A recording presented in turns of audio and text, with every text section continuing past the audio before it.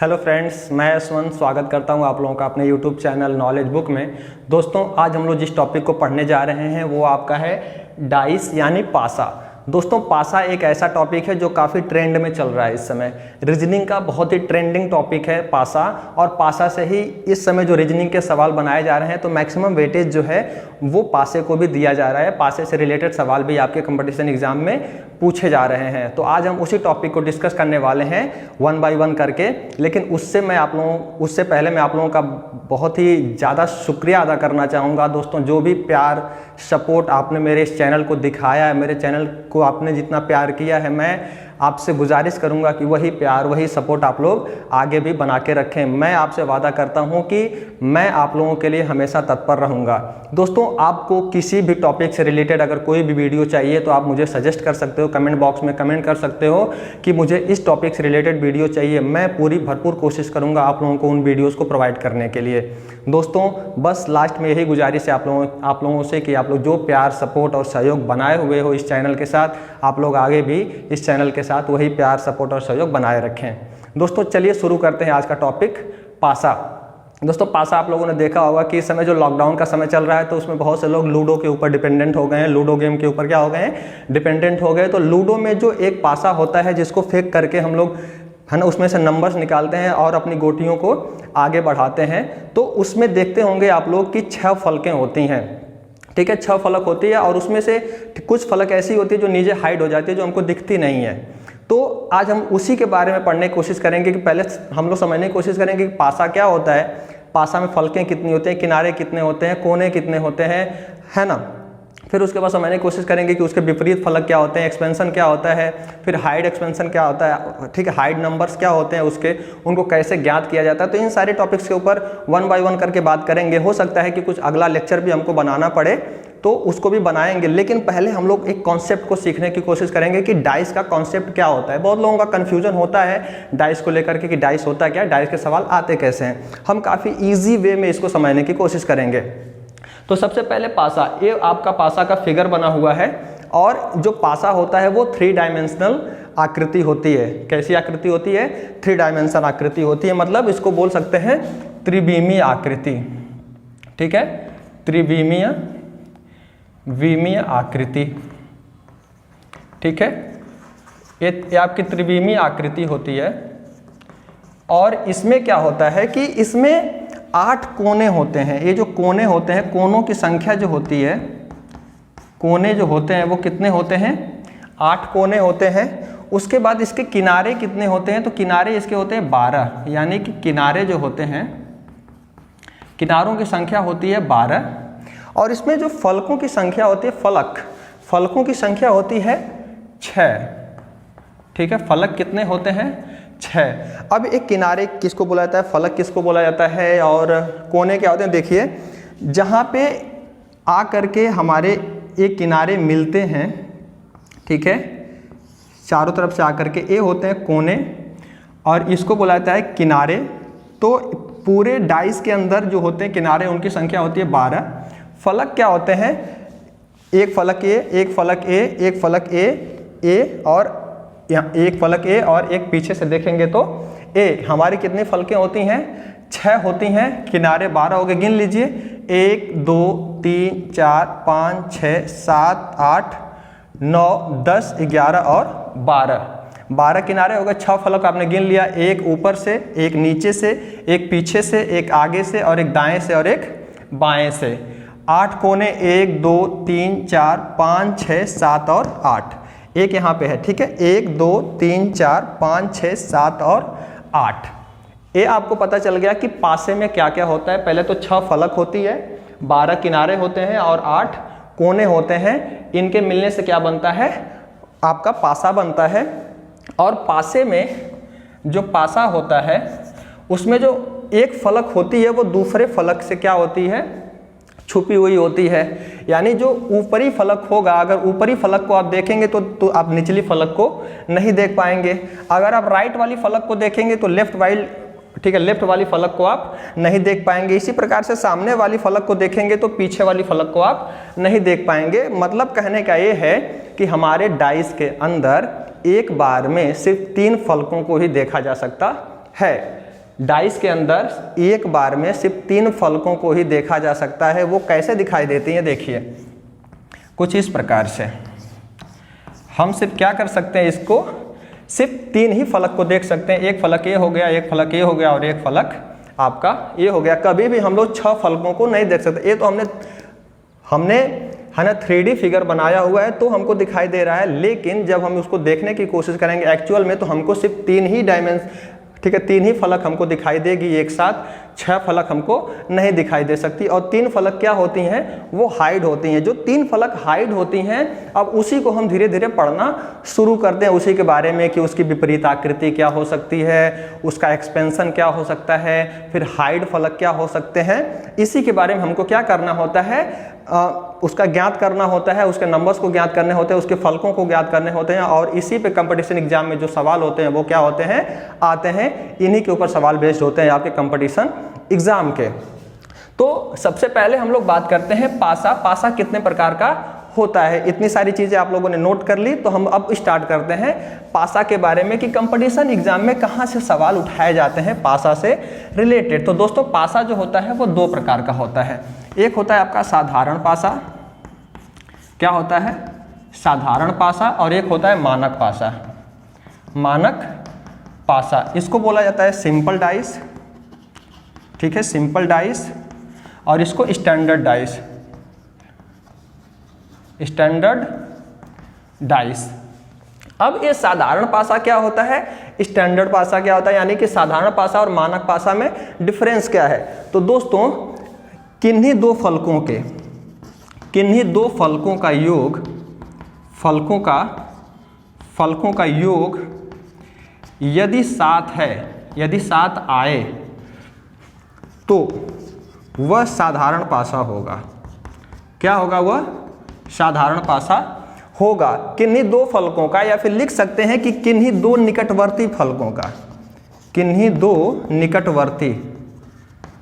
दो निकटवर्ती फलकों का योग यदि 7 आता है तो वो साधारण पासा कहलाएगा। जैसे एग्जाम्पल में मैं बोलूं, यहाँ पे एक मैं डाइस बनाऊं, ठीक है, यहाँ पे मैं 2 दे दूं, यहाँ पे 3 दे दूं और यहाँ पे 5 दे दूं। अब ये क्या है कि एक फलक ए हो गई, एक फलक ए हो गई और एक फलक ए हो गई।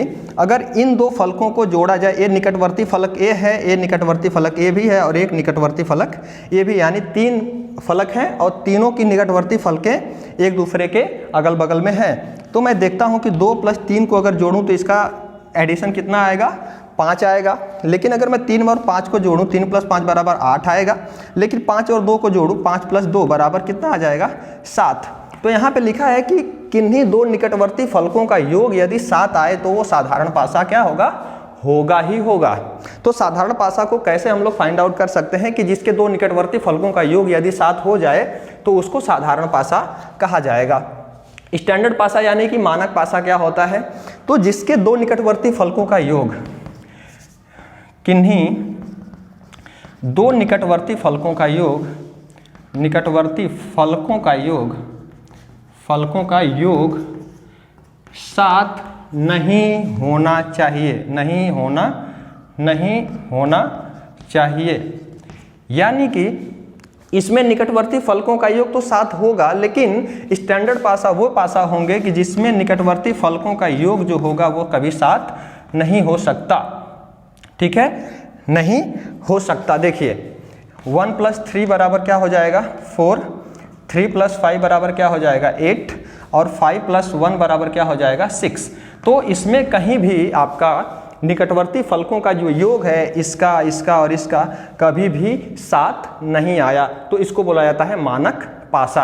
आप लोग पहचान सकते हो, ठीक है, सिंपल पासा किसे बोलते हैं, ठीक है, सिंपल डाइस किसे बोलते हैं और स्टैंडर्ड डाइस किसे बोलते हैं, आप लोग आसानी से फाइंड आउट कर सकते हो। अगर इससे रिलेटेड आपके डाउट्स हैं तो प्लीज़ एक बार ध्यान दे लीजिए कि किन्हीं 2 निकटवर्ती फलकों का योग 7 आए तो वो साधारण पासा होगा। लेकिन अगर निकटवर्ती फलकों का योग यदि 7 नहीं आता है तो वो मानक पासा होगा। आ रही बात समझ में? तो भी साधारण पासा और मानक पासा का डाउट आप लोगों का खत्म हो गया होगा। अब हम लोग बात कर लेते हैं कि विपरीत फलकों को कैसे ज्ञात किया जाता है। पहले आज हम लोग पढ़ लेते हैं कि विपरीत फलकों को कैसे ज्ञात किया जाता है, फिर उसके बाद हम लोग पढ़ेंगे एक्सपेंशन ऑफ डाइस की, उसका एक्सपेंशन कैसे किया जाता है। हो सकता है कि एक और लेक्चर हमको लेना पड़े, लेकिन हम लोग काफ़ी डिटेल्ड में पढ़ने वाले हैं पासा को, और अभी हम इसके सिर्फ कॉन्सेप्ट को सीखेंगे, फिर उसके बाद हम लोगों को सवालों को करने की कोशिश करेंगे पूरे डिटेल्ड में। पहले बात कर लेते हैं हम लोग, ठीक है, विपरीत फलक को ज्ञात करने का नियम। विपरीत फलकों को ज्ञात करने का नियम। दोस्तों जो विपरीत फलक होते हैं किसी भी डाइस के अंदर, उसको ज्ञात करने के 4 नियम होते हैं। कितने नियम होते हैं? 4 नियम होते हैं। पहला नियम होता है आपका मानक पासे का नियम, इसको बोलते हैं मानक पासे का नियम। दूसरा होता है समान संख्याओं का नियम, समान संख्याओं का नियम। तीसरा होता है आपका पड़ोसी का नियम, पड़ोसी का नियम, ठीक है। चौथा होता है आपका चक्रीय नियम, चक्रीय नियम। अब देखिए मानक पासे का नियम कहाँ लगेगा, समान संख्याओं का नियम कहाँ पे लगेगा, उसके बाद पड़ोसी का नियम कहाँ लगेगा और चक्रीय नियम कहाँ पे लगेगा। दोस्तों लिख लीजिए आप लोग कि जब एक फलक हो, जब एक फलक हो तब कौन सा नियम लगेगा? मानक पासे का नियम लगा सकते हैं। जब 2 फलक हों, जब 2 फलक हों, जब 2 फलक, या फिर सॉरी फलक नहीं, प्रारूप, ठीक है। जब एक प्रारूप हो यहाँ पे, जब 2 प्रारूप हो यहाँ पे, जब 3 प्रारूप हो, या फिर यहाँ पे अब क्या हो, 2 प्रारूप हो, 3 प्रारूप हो, या फिर उससे अधिक भी प्रारूप हो सकते हैं, वहाँ पे लगाएंगे चक्रीय नियम। और चक्रीय नियम को तब लगाएंगे जब इन तीनों नियमों को लगाने के बाद कोई सलूशन हमको न मिल रहा हो। जब हमको इन तीनों नियमों को लगाने के बाद अगर हमको विपरीत फलक नहीं मिल रहे हैं, तब हम वहाँ पे लगाएंगे चक्रीय नियम। अब हम लोग एक एक करके बात करते हैं कि मानक पासे का नियम क्या है, समान संख्याओं का नियम क्या है और पड़ोसी का नियम क्या कहता है। उसके बाद हम लोग पढ़ेंगे चक्रीय नियम क्या होता है। तो चलिए शुरू करते हैं। पहला शुरू करते हैं मानक पासे का नियम। जो मानक पासे का नियम होता है दोस्तों, मानक पासे का नियम, मानक पासे का नियम ये कहता है कि अगर आपको कोई भी प्रारूप दिया गया है, कोई भी प्रारूप दिया गया है, 1, 3 अगर 5 दिया गया है, तो इसको पहले आप फाइंड आउट कीजिए कि कहीं ये मानक पासा है कि साधारण पासा है। तो आपको मैंने पहले बताया था कि साधारण पासा वे पासा जिनके फलकों का, ठीक है, 2 निकटवर्ती फलकों का योग 7 हो जाता है, वो होते हैं साधारण पासा। लेकिन जिनके निकटवर्ती फलकों का योग 7 नहीं होता, मानक पासा कहलाते हैं। तो पहले इसको फाइंड आउट कीजिए कि क्या यह साधारण पासा है कि मानक पासा है। तो ये मिलेगा आपको 3 1 4, 5 3 8 और 5 1 6, यानी कि ये रिजल्ट इसका 4 आ रहा है, 8 आ रहा है और 6 आ रहा है। इसका मतलब ये क्या है, मानक पासा है। अगर यह मानक पासा होगा तो इसका जो विपरीत होगा, अगर मैं पूछ दूं कि 1 का विपरीत क्या होगा, 1 का विपरीत क्या होगा, 1 का विपरीत क्या होगा, तो 1 का विपरीत होगा 6।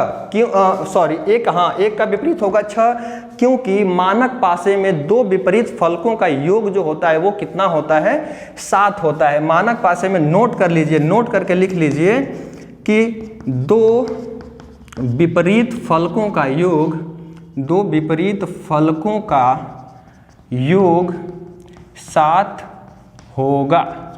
आ रही बात समझ में? अगर यह मानक पासा है तो उसमें 2 विपरीत फलकों का योग जो होगा वो 7 होगा।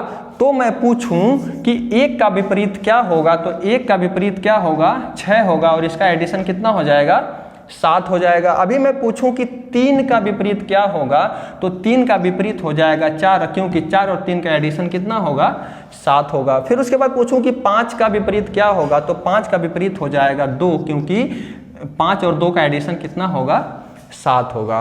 तो इस प्रकार से आप मानक पासे के नियम से इनके विपरीत को ज्ञात कर सकते हैं। इस नियम के अनुसार बस ये होगा कि विपरीत फलकों का योग कितना होगा, 7 होगा अगर वह मानक पासा है तो। अब हम लोग बात कर लेते हैं दूसरे नियम पे।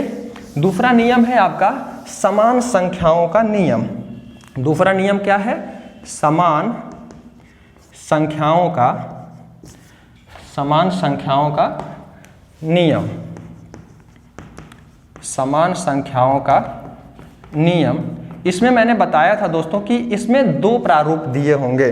जो समान संख्याओं के नियम है इसमें आपके 2 प्रारूप दिए होंगे और 2 प्रारूप में से देखिए अगर कुछ इस प्रकार से दिए हैं, आपके 2 प्रारूप दिए होंगे और दोनों प्रारूपों में 2 संख्याएं समान होंगी और एक उसका विपरीत होगा, तो जो विपरीत होगा वह उसका विपरीत हो जाएगा। देखिए जैसे अगर ए आपका प्रारूप दिया गया है, ये पहला प्रारूप है और ये आपका दूसरा प्रारूप है। अगर मैं यहाँ पे बोलूँ यह x है, यह y है और ये z है, और यहाँ पे दिया है p x और y, यहाँ पे दिया है x y z और यहाँ पे दिया है p x और y। ये प्रारूप 1 है और ये प्रारूप क्या है? 2 है। आ रही बात समझ में? एक प्रारूप 1 है, ये प्रारूप 2 है। तो बोला है जो समान संख्याओं का नियम है वो कहता है यदि 2 प्रारूप दिए गए हैं और दोनों प्रारूपों में 2 फलकें समान हैं और एक फलक अलग अलग है, तो जो फलक अलग अलग हैं वही एक दूसरे की क्या हो जाएंगी? विपरीत हो जाएंगी। ठीक है, तो देखिए इसमें जो प्रथम प्रारूप है, प्रथम प्रारूप उसमें क्या है? x है और y है, और जो द्वितीय प्रारूप है, जो द्वितीय प्रारूप उसमें भी x और y है, तो ये दोनों तो समान मिल गई। लेकिन यहाँ पे पहले प्रारूप में z है और दूसरे प्रारूप में क्या है? p है, जो अलग अलग हैं, तो यह एक दूसरे की क्या हो जाएंगी? विपरीत हो जाएंगी। क्या हो जाएंगी? यह एक दूसरे की विपरीत हो जाएंगी। अगर प्रारूप में 2 सतहें समान हैं और एक सतह अलग अलग है, तो जो सतहें अलग अलग हैं वो एक दूसरे के विपरीत हो जाएंगी। ये कहता है समान संख्याओं का नियम। अब हम लोग बात कर लेते हैं पड़ोसी का नियम, और इस समान संख्याओं के नियम में 2 प्रारूप होने जरूरी हैं, 2 प्रारूप होते ही होते हैं। अब हम लोग बात कर लेते हैं पड़ोसी का नियम। तीसरा नियम क्या है? पड़ोसी का नियम। दोस्तों पड़ोसी का नियम ये कहता है कि इसमें 3 प्रारूप होंगे। ठीक है, 3 प्रारूप होंगे। अगर उसमें भी हम लोग उनके विपरीत को नहीं फाइंड आउट कर पा रहे हैं, तो जिसके पड़ोसी को ज्ञात करना है, पहले आप उनके पड़ोसियों को उनके साथ लिख लीजिए। जितने पड़ोसी उसके साथ मिलते हैं वो उनके विपरीत नहीं होंगे, लेकिन जो पड़ोसी उनके साथ नहीं मिलता है वो उनका विपरीत हो जाएगा। कैसे होगा? चलिए देखते हैं। अगर मान लीजिए यहाँ पे एक सवाल दिया है कुछ इस प्रकार से, एक प्रारूप ए है, एक प्रारूप ए है आपका, एक प्रारूप ए हो गया और तीसरा प्रारूप क्या हो गया? ए हो गया। अभी हमने जो मानक पासे का नियम था उसमें एक प्रारूप लिया था, जो समान संख्याओं का नियम था उसमें 2 प्रारूप लिया था, लेकिन अभी पड़ोसी का नियम जब हम लोग पढ़ेंगे तो इसमें 3 प्रारूप लेंगे और 3 प्रारूप में से देखने की कोशिश करेंगे कि विपरीत फलक क्या होगा। और जब आपके 3 प्रारूप दिए हों तब हम पड़ोसी का नियम लगा सकते हैं। जब 2 प्रारूप दिए हों तो वहाँ पे समान संख्याओं का नियम लगा सकते हैं, लेकिन जब 1 प्रारूप दिया हो तो वहाँ पे मानक पासे का नियम लगा सकते हैं। तो चलिए इसमें अगर दिया है आपका 5, 3 और 6, उसके बाद दिया है 6, 1, 3, उसके बाद दिया है 3, 6, 5, ठीक है। उसके बाद एक चौथा भी दे दिया, इसमें चौथा प्रारूप भी दे दिया है, इसमें 4, 2 और 5, ठीक है। जब इतने सारे प्रारूप दिए हों तो यहाँ पे आप मान लीजिए कि यहाँ पे पड़ोसी का नियम लगेगा। जब 2 से अधिक प्रारूप दिए हों तो पड़ोसी का नियम लगेगा। और पूछ दिया है यहाँ पे कि 5 का विपरीत क्या होगा, 5 का विपरीत क्या होगा। तो देखिए मैंने क्या बोला था कि पड़ोसी के नियम में जिसका विपरीत निकालना हो उनके पड़ोसियों को पहले छांट छांट के अलग कर लीजिए। 5 का निकालना है तो 5 के पड़ोसी कौन कौन से हैं। 5 का पड़ोसी देखिए यहाँ पे 3 है और यहाँ पे 6 है, तो 5 का पड़ोसी क्या है, 3 है और 6 है। उसके बाद इसमें 5 का पड़ोसी कोई नहीं है, इसमें 5 का पड़ोसी 3 है और 6 है, जो मैंने यहाँ पे लिख लिया है। इसमें 5 का पड़ोसी 2 है और 4 है, 2 और 4। तो इतने तो मुझे पड़ोसी मिल गए, 3, 6, 2 और 4। और आप जानते हैं कि एक पासे के अंदर 6 संख्याएं होती हैं, तो हमको कितना मिल गया, 3, 6, यानी कि 3 भी कट गया, 6 भी कट गया, यहाँ से 2 भी कट गया और 4 भी कट गया, यहाँ पे 3 और 6 कट गया, यहाँ पे 6 कट गया है। तो अब यहाँ पे क्या हो सकता है, अगर 3 भी कट गया है तो एक जो है वो बच रहा है, जो कहीं पर भी 5 का पड़ोसी नहीं है, ना यहाँ पे है, ना यहाँ है, ना यहाँ है। तो 5 का विपरीत क्या हो जाएगा, तो जो शेष बचेगा, ये क्या बच रहा है, यह शेष बच रहा है ना, जो 5 का पड़ोसी नहीं है वो शेष बच रहा है, तो यही क्या हो जाएगा, इसका विपरीत हो जाएगा। तो लिख सकते हैं 5 का विपरीत क्या हो जाएगा, 1 होगा।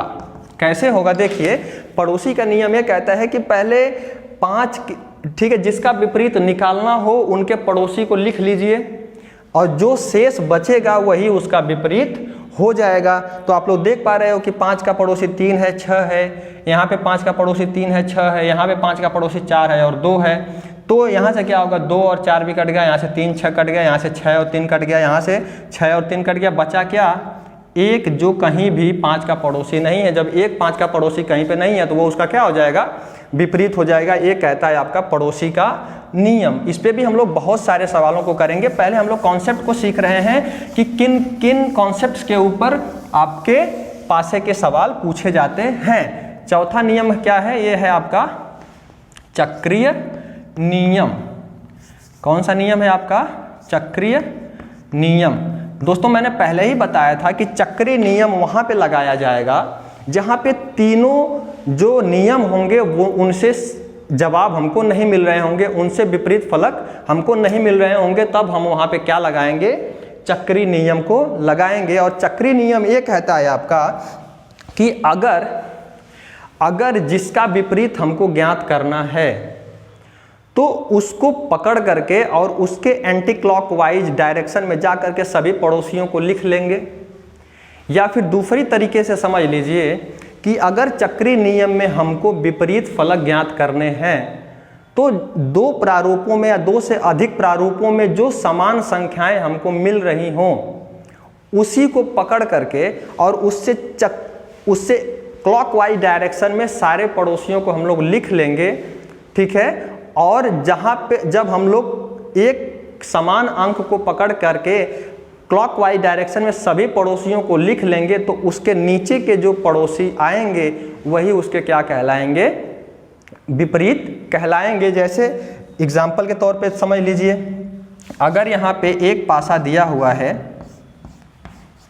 ठीक है, ए, बी और सी का दिया हुआ है, और यहाँ पे एक पासा दिया हुआ है ये, जिसमें लिखा है x, y और a। पूछेगा कि इनके विपरीत को बताइए, यानी b के विपरीत को बताइए या फिर c के विपरीत को बताइए कि b और c के विपरीत क्या होंगे।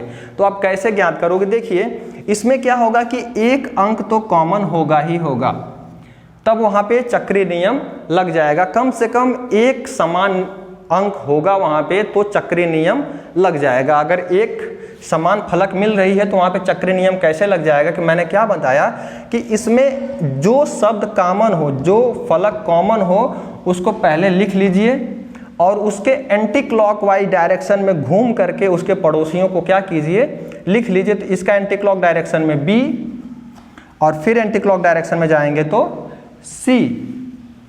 ये तो पहला प्रारूप हो गया।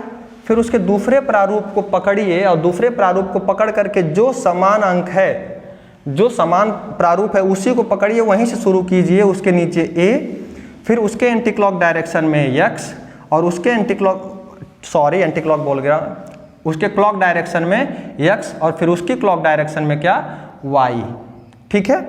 तो बी का पड़ोसी हो जाएगा x और सी का पड़ोसी हो जाएगा बी का विपरीत हो जाएगा x और सी का विपरीत हो जाएगा y। आ रही बात समझ में? ये हो जाएंगे एक दूसरे के विपरीत। अगर एक आध सवाल मैं और देखूं इस पे, जैसे यहाँ पे लिख दूं मैं, ठीक है, ये आपका पहला प्रारूप है, ये आपका दूसरा प्रारूप है, ठीक है। पहले प्रारूप में दिखा है आपका C D B और यहाँ पे लिखा है A E और A E और C, और पूछ दिया मैं कि A का विपरीत और E का विपरीत बताइए। तो कैसे बताएंगे? पहले मैंने क्या बताया चक्री नियम में कि जो समान फलक है उसको पकड़ लीजिए और समान फलक के क्लॉकवाइज डायरेक्शन में घूमना शुरू कर दीजिए। तो C D और उसका फिर उसके बाद B, फिर उसके बाद यहाँ से क्या मिलेगा? ये मिलेगा समान फलक C, फिर उसके बाद A आएगा, उसके बाद क्या आएगा? E आएगा। अब यहाँ से जो B का विपरीत हो जाएगा E हो जाएगा और D का विपरीत क्या हो जाएगा? A हो जाएगा।